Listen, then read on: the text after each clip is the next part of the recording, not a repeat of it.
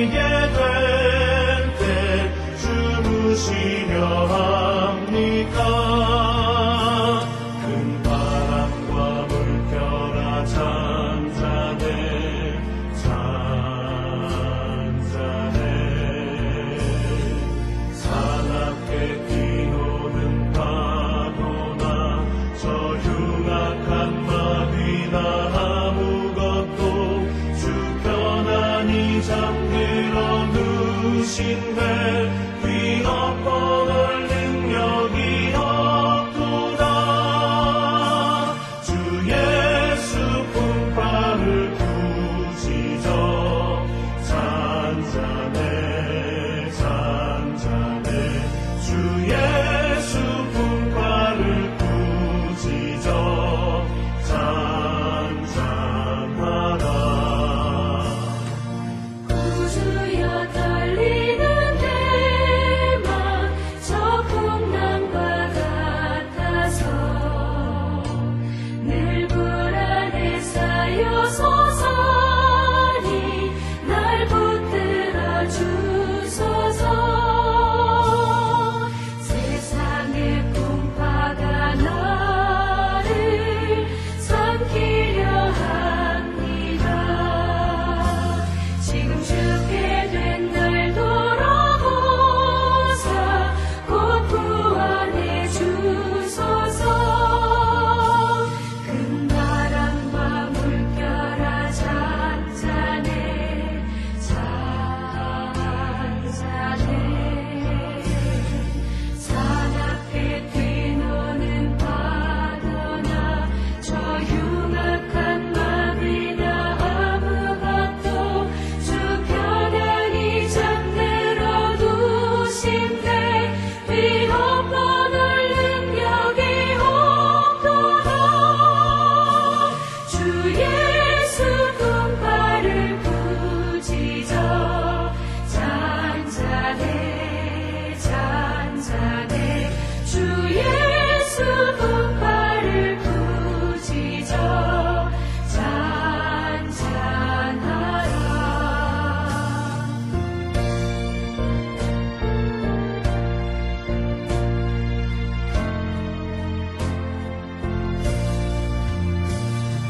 사나운 광풍이 저고 큰 물결이 그치니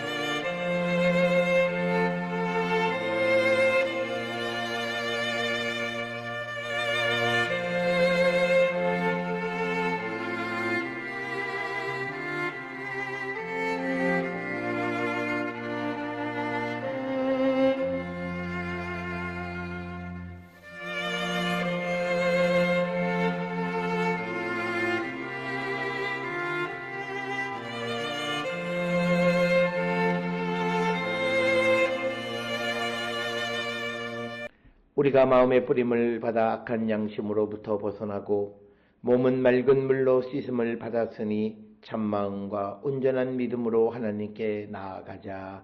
아멘. 전능하사 천지를 만드신 하나님 아버지를 내가 믿사오며 그 외아들 우리 주 예수 그리스도를 믿사오니 이는 성령으로 잉태하사 동정녀 마리아에게 나시고 본디오 빌라도에게 고난을 받으사 십자가에 못 박혀 죽으시고 장사한 지 사흘 만에 죽은 자 가운데서 다시 살아나시며 하늘에 오르사 전능하신 하나님 우편에 앉아 계시다가 저리로서 산자와 죽은 자를 심판하러 오시리라. 성령을 믿사오며 거룩한 공예와 성도가 서로 교통하는 것과 죄를 사하여 주시는 것과 몸이 다시 사는 것과 영원히 사는 것을 믿사옵나이다. 아멘.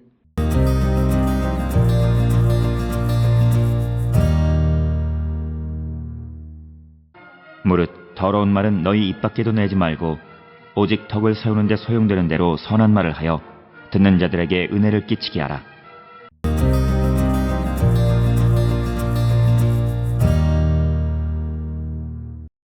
오늘 우리가 함께 읽은 에베소서 24장 29절 무릇 더러운 말은 너희 입 밖에도 내지 말고 오직 덕을 세우는 데 소용되는 대로 선한 말을 하여 듣는 자들에게 은혜를 끼치게 하라라고 하는 것 역시도 새 사람을 입은 성도의 삶에 관한 구체적 윤리 지침 가운데 언어 생활의 거룩함을 강조하는 겁니다. 공동체의 교제와 삶 속에서 가장 빈번하게 드러나는 말은 성도의 정체성과 직결된다. 이렇게 말씀드릴 수 있습니다. 따라서 바울은 단순히 입술에서 악한 말을 금할 것을 권면하는 데 그치지 않고 필요할 때 다른 이의 성장을 돕는 선한 말을 하여 그 말이 듣는 자에게 은혜를 끼치도록 하라고 권면합니다. 즉 언어는 덕을 세우고 은혜를 나누는 도구가 되어야 한다라고 하는 것입니다. 따라서 바울은 그리스도를 고백한 입술에서 더러운 말이 나오는 것은 합당하지 않다고 보고 있습니다. 그래서 바울은 골로새서 3장 8절에서 너희 입에서 부끄러운 말을 버리라는 권면, 그리고 마태복음 12장 36절에서 사람이 무슨 무익한 말을 하든지 심판날에 이에 대하여 신문을 받으리라는 말씀을 우리가 상기시키게 하는 말이 오늘 주시는 29절에 있는 말씀이 되겠습니다. 또한 골로새서 4장 6절에서 너희 말을 항상 은혜 가운데에서 소금으로 맛을 낸과 같이 하라라는 가르침 역시도 같은 맥락의 언어가 은혜와 지혜로 충만해야 함을 강조하는 그런 말씀이 되겠습니다. 특별히 오늘 주시는 본문에서 더러운 말이라고 하는 이 더럽다라고 하는 사프로스는 썩은, 부패한, 무가치한 그런 의미입니다. 그래서 이것은 단순한 외설이나 욕설에 국한되지 않고 공동체를 해치고 무너뜨리는 모든 언어를 포함하는 것이 더러운 말이 되겠습니다. 그래서 더러운 말은 너희 입 밖에도 내지 말고, 즉 흘러나오지 못하게 하라라는 뜻입니다. 즉 입술을 철저히 통제하라고 요구하시는 말씀이 되겠고, 오직 덕을 세우는데, 덕을 세운다라는 표현은 본래 집을 세운다라는 의미에서 발전해서 공동체를 강화하고 세워가는 언어 생활을 가리키는 이야기입니다. 그리고 은혜를 끼치게 하라라고, 은혜를 주다, 호의를 베풀다라는 뜻으로 언어가 상대방에게 유익과 은혜의 통로가 되어야 함을 강조하는 것이 오늘 주시는 본문의 말씀이 되겠습니다. 따라서 오늘 주시는 이 29절은 언어와 성도의 정체성, 즉 언어는 단순한 소통의 수단이 아니라 성도의 내면과 인격이 드러나는 지표이다라는 거죠. 그래서 예수님은 마태복음 12장 34절에서 마음에 가득한 것을 입이 말한다 이렇게 말씀하시는 것처럼 언어는 영적 상태를 반영하는 것이다. 이것을 우리에게 분명하게 말하고 있고, 또 언어의 이중성, 즉 바울은 부패한 언어를 금하고 대신 공동체를 세우는 선한 말, 은혜를 끼치는 말을 강조합니다. 즉 언어는 공동체를 무너뜨리는 파괴의 도구가 될 수 있고, 또한 은혜를 세우는 도구도 될 수 있음을 말하는 것이 오늘 주시는 본문의 말씀이 되겠고, 또 오늘 주시는 29절에서 언어의 은혜적 기능, 즉 성도의 말은 단순한 예의 바른 표현이 아니라 듣는 자에게 하나님의 은혜를 전달하는 도구가 되어야 한다. 이것을 강조하는 것이 오늘 주시는 29절의 말씀이 되겠습니다. 따라서 오늘 주시는 29절은 개인적 차원에서 성도는 언어 생활을 철저히 절제하고 거짓, 비방, 욕설, 무익한 농담을 삼가해야 함을 우리에게 권면하는 그런 말씀이 되겠고, 특별히 오늘 주시는 본문의 말씀을 통해서 더러운 말이라는 것, 즉 외설에만 그치는 것이 아니라 남에게 무익한 것들, 남을 비방하는 말들, 이런 것들, 모든 일련의 일들을 삼가하는 자가 되어야 함을 우리에게 가르쳐 주는 것이고, 그 다음에 또 공동체적 차원에서 교회 안에서 언어는 분열과 갈등을 낳는 것이 아니라 화평과 세움을 이루는 도구가 되어야 함을 우리에게 가르쳐 주는 그런 말씀이 되겠습니다. 그래서 언어가 항상 사람들을 분열, 갈등을 낳는 것이 아니라 화평 그리고 공동체를 세우는 그런 도구가 되어야 함을 우리에게 가르쳐주는 그런 말씀이 되겠고, 그 다음에 세 번째로 영적 차원에서 성령 충만한 삶은 언어를 통해서 드러난다는 겁니다. 그래서 성도의 말이 은혜의 매개체가 될 때 그것은 성령의 열매이고 하나님의 뜻에 순종하는 삶의 증거가 되어진다라고 하는 겁니다. 그래서 오늘 주시는 에베소서 4장 29절은 결국 성도의 언어가 단순히 악한 말 자제에 머무는 것이 아니라 공동체를 세우고 은혜를 나누는 적극적이고도 거룩한 도구가 되어야 함을 강조하는 것이 오늘 주시는 29절의 말씀이 되겠습니다. 오늘 주시는 본문을 통해서 우리가 비록 외설스러운 말을 그런 말을 하지 않을지라도 남을 세워주고 남에게 은혜를 끼치는 말을 하지 못한다면 우리는 다시 한번 우리의 언어 생활을 돌아보고 우리가 성령 안에서 공동체를 세우고 다른 사람을 우리가 세우고 은혜를 끼치는 말을 할 줄 아는 거룩한 백성들이 다 될 수 있기를 주의 이름으로 축원합니다. 기도하시겠습니다.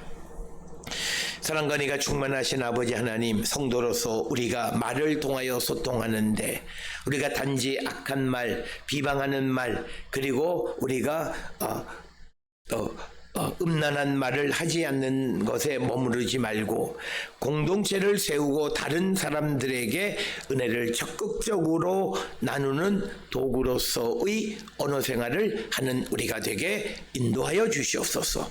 예수님의 이름으로 기도드렸습니다. 아멘.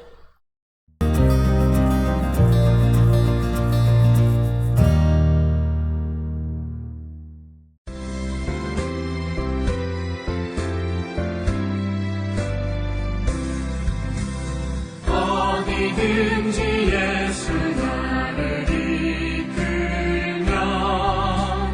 어디든지 예수 함께 가려네. 예수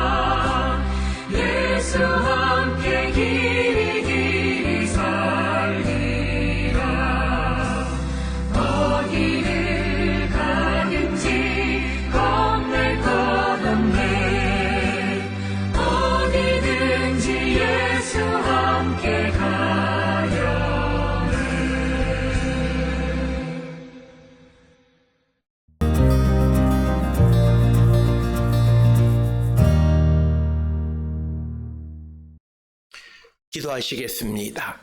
이제는 우리 주 예수 그리스도의 은혜와 하나님 아버지의 무한하신 사랑과 성령의 위로 역사 교통하심이 성령의 충만한 가운데에서 우리가 서로 은혜를 끼치고 공동체를 세우는 말을 나누며 살아가는 자 되기를 결단하며 세상을 향해 나가는 우리 모든 성도들 머리 위에 이제로부터 영원토록 함께 할지어다.